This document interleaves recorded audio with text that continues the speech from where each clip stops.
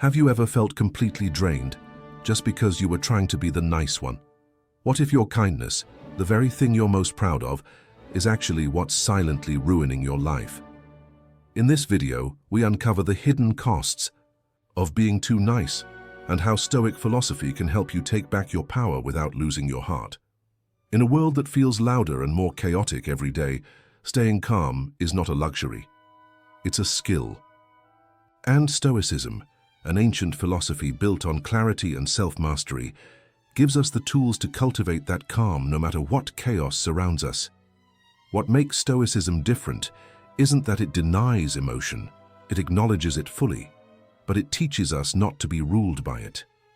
Stoics don't numb themselves, they refine their responses.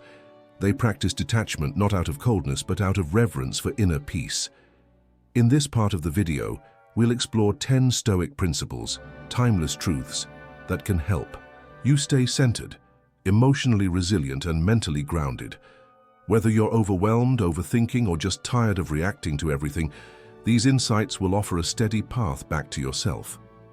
And as you'll see, each principle is not just philosophy, it's a practice, a mindset, a daily anchor. Disappointment often begins where expectations never belonged. One of the fastest ways to lose your peace is to assume others will behave like you, think like you, respond like you, care like you.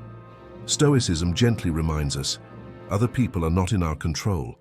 Our expectations, however, are. The Stoic Marcus Aurelius wrote, "When you arise in the morning, think of what a privilege it is to be alive, to think, to enjoy, to love." Notice what he doesn't say.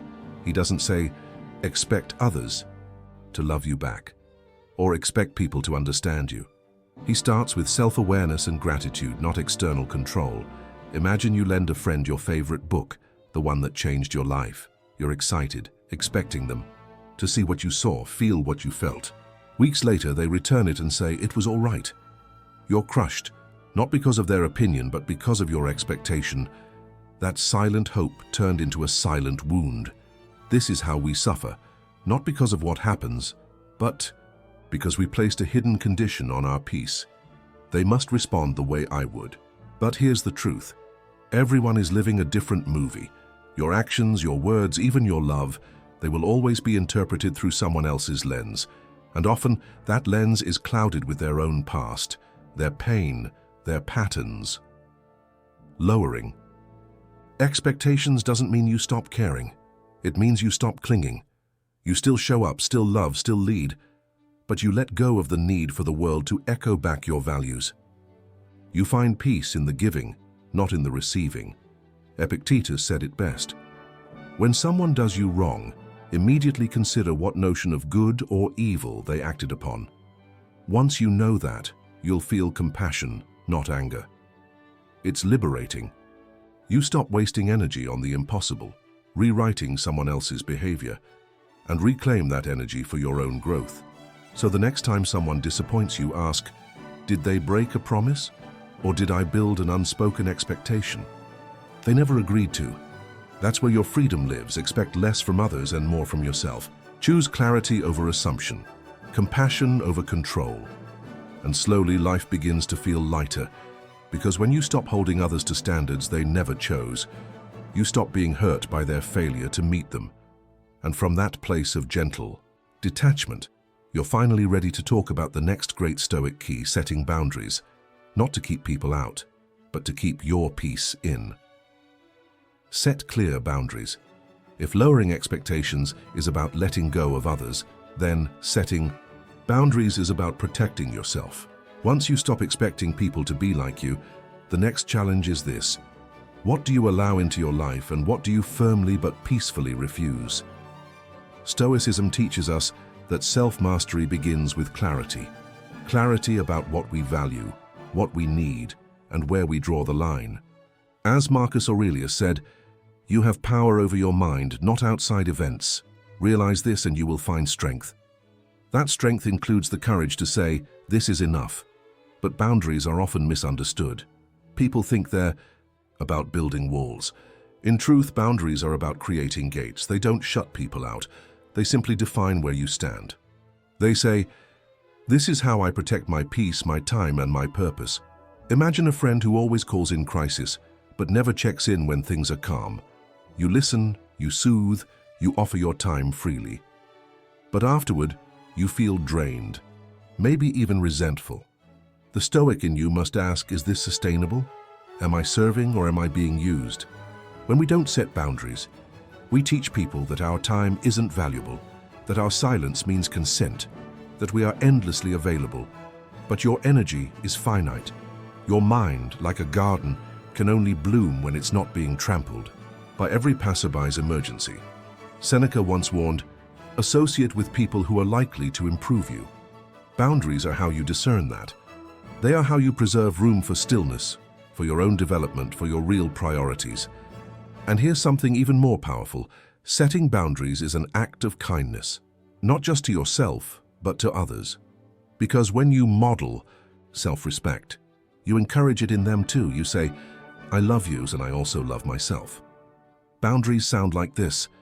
I can't take that on right now, but I hope you find what you need. I'd love to help, but not at the cost of my peace. I need space, not because I don't care, but because I care enough to show up fully, not resentfully. And no, it won't always be easy. Some people will push back. Some may fall away, that's okay. The ones who respect your boundaries will grow with you. The ones who don't were only there for what you gave, not for who you are. Boundaries are your compass. They don't close your heart, they keep it safe.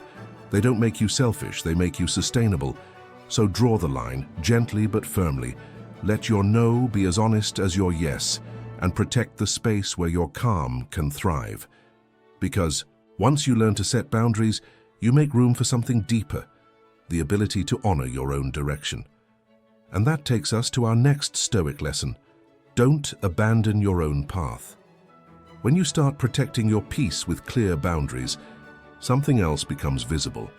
The quiet dreams you've set aside, the life you were meant to build, the goals that once lit you up. It's easy to fall into the trap of being everyone's problem solver, the one who always says yes, the one who's so dependable. But here's the cost. Your own path becomes overgrown, neglected, forgotten. The Stoics didn't see self-prioritization as selfish. They saw it as discipline. Epictetus taught, first say to yourself what you would be, and then do what you have to do.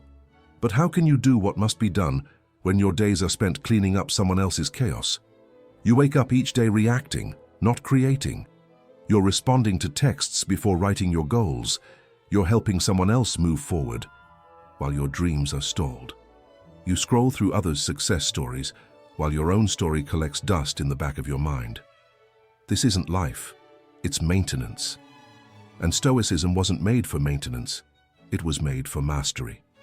When you abandon your path, you start to feel small, even if everyone around you is grateful. Because somewhere inside, your soul knows you were meant for more than constant self-sacrifice. Maybe you've told yourself that your time will come, that once they're okay, once things settle down, once you have more energy, then you'll return to your goals. But that time never arrives. Why? Because life doesn't hand you time, you have to claim it. The Stoics believed that the only time you truly own is now. Not tomorrow, not some future ideal, this moment. So if you keep waiting for permission to pursue what matters to you, you're giving your power away. And what begins as kindness eventually becomes regret. So how do you return to your path? You start small. You reclaim an hour in the morning. You say no to one thing so you can say yes to your purpose. You write, you move, you build, you breathe. Life back into the parts of you that have been silent too long. And slowly something beautiful happens. Your life starts to feel like yours again. Others may not understand. Some may even feel abandoned. But as long as you abandon yourself, no amount of approval will make you whole. Live your values. Chase your vision. Make space for what sets your soul on fire. The world doesn't need another helper lost in resentment. It needs your light, burning with clarity, not obligation, because once you begin walking your path again, you'll gain the strength to do something even harder, to be kind but firm, present but sovereign. And that takes us to the next key. Don't let kindness be mistaken for weakness. Kindness is a virtue, but when left unguarded, it can be mistaken for something else entirely: weakness. After reclaiming your path and standing up for your goals, you'll soon encounter a new test. How do you stay kind in a world that may take your gentleness for granted? Being kind does not mean being passive. It doesn't mean letting yourself be walked over, ignored, or manipulated. True kindness, the kind Stoics respect, is rooted in strength, not submission. It takes clarity to act with compassion when you could retaliate with anger. It takes courage to offer patience when your boundaries are tested. The problem isn't kindness. It's when kindness becomes people-pleasing, when your value is tied to how agreeable you are, when your yes comes from fear rather than truth. Then people begin to assume you'll always bend, always smile, always comply. And that's when you start to disappear in the eyes of others, not as a human being, but as a function. Epictetus reminds us, it is not what happens to you, but how you react to it that matters. That includes how you respond to being misunderstood, how you hold your ground, not with cruelty, but with quiet strength. To protect your kindness from being mistaken as weakness, you must show up with a spine as well as a heart. You say, I care deeply, and I still disagree. I want peace, but not at the cost of truth. I will help, but not at the expense of my well-being. This balance isn't easy, but it's necessary, because kindness without strength invites manipulation, and strength without kindness creates fear. Stoicism urges us to live in the balance, to be the person who walks into a room and brings calm, not by shrinking, but by standing fully in who they are. So when people mistake your calm for weakness, let your actions speak louder. Let your consistency speak louder. Let your boundaries speak louder. True kindness doesn't need applause, and it certainly doesn't need permission. Be kind. But let your kindness be sharp with discernment. Let it be anchored in your values. Let it be felt but never forced, because only when kindness is backed by strength does it become unshakable. And that unshakable self, grounded, kind, and calm, is the heart of Stoic peace.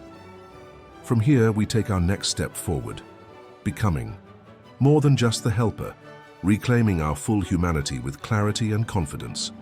You become the helper, and nothing more. From here, we take our next step forward, becoming more than just the helper, reclaiming our full humanity.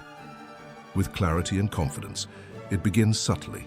You lend a hand, you offer support, you show up when others don't. People begin to notice you're reliable, compassionate, the one they can call when they're in crisis, and soon, that's all they call you for. What was once an act of kindness becomes your identity, not because you chose it, but because you never challenged it. Stoicism teaches that identity must be chosen, not inherited through the expectations of others. If your worth is reduced to your usefulness, you're not living in alignment with virtue. You're performing a role someone else cast for you, and over time, the helper role becomes a cage, one where your needs are seen as interruptions, where your silence is mistaken for infinite capacity, and where your presence is only requested in times of distress, never celebration. You start to wonder, do they value me, or just what I can do for them? Marcus Aurelius reminded himself daily, do not waste what remains of your life in speculating about others, unless with a view to some mutual benefit. That wisdom applies here. You cannot spend your life managing other people's emotions, hoping that someday they'll ask, how are you? Being the helper is noble, but when it consumes your identity, it quietly erodes your humanity. You become a solution, not a person, a resource, not a soul. The Stoic way forward? You don't stop helping. You start helping consciously. You begin to ask, am I doing this from love or from fear? Am I available because I care, or because I feel I must be? What would I do with this time, this energy, if I weren't fixing someone else's fire? These questions don't make you selfish, they make you sovereign, and they mark the return to yourself, because you are more than your support, you are more than your patience. You are more than your helpfulness. You are allowed to be celebrated, not just needed. You are allowed to pursue joy, not just absorb stress. You are allowed to say, I am not just the helper, I am whole. And when you reclaim that wholeness, something interesting happens. The people who love you for you rise to the surface. The ones who only relied on your usefulness begin to fall away. And what remains is true connection. So take off the cape, lay down the obligation, and let yourself breathe as a human being, not a lifeline. From here, the journey deepens. Because when you stop being the helper for hire, you realize something else. Your light may have drawn in more than just need. It may have attracted harm. And that brings us to the next truth. You attract negative, draining people. After realizing you've been trapped in the identity of the helper, it's time to look at what and who your constant giving has attracted. Not everyone is drawn to your light because they admire it. Some are drawn to it because they want to feed off it. And when you've been too nice for too long, you may unknowingly become a magnet for people who are not just needy, but draining. These are the ones who never ask how you are, who disappear when you need support, only to return when they need a favor, who frame their constant crises as your responsibility, who mistake your kindness for a limitless resource. It's not that these people are evil. They're simply operating from their own survival patterns, patterns that will consume you if you don't hold your ground. As Epictetus said, attach yourself to what is spiritually superior, regardless of what other people think or do. Hold to your true aspirations no matter what is going on around you. Draining people test that. They pull you into their storms. They confuse urgency with importance. They may even guilt you for creating space, labeling your boundaries as abandonment. But here's the Stoic truth. You are not required to participate in everyone's suffering. You can hold compassion without carrying someone else's chaos. You can listen without losing your balance. You can say no without apology. The Stoics believed in choosing good company, not just for comfort but for character. Seneca advised, associate with people who are likely to improve you. That doesn't mean abandoning those who are struggling. It means noticing when a relationship is a one-way drain. Ask yourself, do I feel lighter or heavier after spending time with this person? Am I giving from overflow or from depletion? Would I be here if I didn't feel guilty? These are hard questions, but they protect your energy. They honor your clarity. And here's what happens when you begin to step back. From draining dynamics, you create space. Space for peace, for reciprocity, for friendships rooted in growth, not guilt. People may not understand. That's okay. The ones who belong in your life will respect your boundaries. The rest will fall away. And in doing so, they give you the gift of clarity. Because once you stop leaking energy to what drains you, you can reinvest it where it truly matters. Your well-being, your purpose, your joy. And yet, even with the best intentions, you may find yourself coping in ways that quietly erode your strength. Which leads us to the next Stoic insight. You develop unhealthy coping habits. Even after creating distance from draining relationships, your nervous system may still be searching for a way to soothe itself. That's when coping habits, both healthy and harmful, begin to emerge. Kindness burnout doesn't always announce itself loudly. Often it shows up in quiet behaviors, mindless scrolling, stress eating, binge watching, overcommitting. You don't even notice the pattern until your days feel dull, your goals feel distant, and your body feels tense. Stoicism doesn't shame emotion or even struggle. What it teaches is awareness, the ability to pause, observe, and gently ask, what am I really needing right now? Unhealthy coping isn't the problem. It's the messenger. It's trying to tell you, you're depleted. You've been giving too much. You're out of alignment. Marcus Aurelius reminded himself often, if you are distressed by anything external, the pain is not due to the thing itself, but to your estimate of it. And this you have the power to revoke at any moment. That includes how you view your habits. Instead of judging yourself for numbing out, get curious. What are you escaping from? Who are you still trying to please? What part of yourself have you neglected in trying to be everything for everyone? The Stoic path is not about perfection, it's about course correction. So if you find yourself lost in distraction, don't spiral into guilt. Come back to breath. Come back to stillness. Come back to choices that serve your clarity, not your craving. Some examples. Instead of staying up late overthinking, journal what's on your mind. Instead of doom scrolling, take a quiet walk.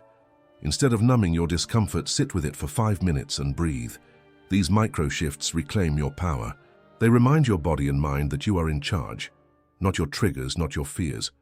Because the longer you ignore the exhaustion beneath your kindness, the more likely it is you'll fall into coping that distances you from yourself. The antidote is not control, it's compassion. Be gentle with yourself. Observe your patterns not with blame, but with understanding. Real growth doesn't come from force, it comes from honesty. And once you learn to respond with wisdom instead of escape, a new kind of resilience emerges, one that's quiet, grounded, unshakable. Which brings us to the final insight on this journey. One of the most misunderstood costs of being too nice. People start distrusting your intentions. Even the purest kindness can be met with suspicion when it becomes constant, unchecked, and unbalanced. After developing unhealthy coping habits to deal with emotional burnout, you may discover something even more jarring. People start questioning your motives. At first, this feels like betrayal. You've given your time, your care, your empathy, and still someone asks, "What are you really after?" They doubt your intentions not because of what you've done wrong, but because they can't understand someone giving so much with nothing in return. It confuses them. This reaction is more common than you think. When kindness becomes your default, always saying yes, always showing up, never asking for anything back, it stops looking like a choice and starts looking like manipulation. And for some, it triggers defensiveness. Surely, they think, there's a catch. The Stoics knew that perception is shaped more by others' inner world than our actions. Epictetus said, "We are disturbed not by what happens, but by our thoughts about what happens." In this case, people's thoughts about your kindness say more about them than about you. But it doesn't mean their doubts won't affect you. When you begin to sense that your generosity is viewed with skepticism, it can hurt. You may start questioning yourself, am I being too nice? Do I need to prove I'm genuine? No, you don't need to prove anything. But you do need to anchor your kindness in boundaries and truth. Ask yourself, am I giving with clarity or with a hidden hope to be liked? Am I acting from virtue or out of fear of being rejected? Do I allow space for others to contribute, or do I take on too much? People will trust your intentions more when you trust yourself. When your yes means yes, your no means no, and your kindness flows from strength, not from insecurity. When you stop bending for everyone's approval, your integrity becomes undeniable. Let your kindness be firm. Let it be consistent. Let it be free of the need to please. That's when it becomes powerful. In the Stoic tradition, being misunderstood is not failure. It's a test of self-mastery. As Marcus Aurelius wrote, be tolerant with others and strict with yourself. You don't need everyone to understand your heart, but you do need to live in alignment with it, because at the end of the day, true kindness speaks for itself, not through grand gestures or perfect reputations, but through small, consistent actions rooted in truth. And with this final insight, the circle closes. The cost of being too nice is not just exhaustion or resentment, but invisibility. When you forget yourself for too long, the world does too. But the Stoic path brings you home, back to balance, back to boundaries, back to strength. And now you're ready to live not just kindly, but wisely, because true kindness, like Stoic virtue, is its own reward.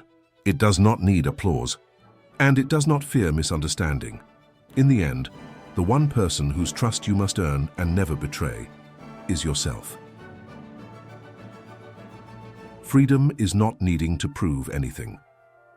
If you've walked this far along the Stoic path, lowered expectations, set boundaries, returned to your purpose, protected your energy, and reclaimed your strength, you arrive at one of the most liberating truths of all. You have nothing to prove. The need to prove yourself, to be liked, to be worthy, to be seen as good, is one of the deepest roots of anxiety. It pulls you away from your center and ties your worth to the opinions of others. But as Epictetus reminds us, if you want to improve, be content to be thought foolish and stupid. That's radical freedom. It's not arrogance, it's peace. Freedom is when you can say no without guilt, when you can walk away from conflict without explaining yourself, When you can succeed quietly, fail honestly, and live each day without performing for the crowd, you're no longer dancing for approval, you're walking in alignment. This is what it means to be stoic, not emotionless, but unshaken, not cold, but clear. You still care, you still love, but you no longer contort yourself to fit into someone else's version of acceptable.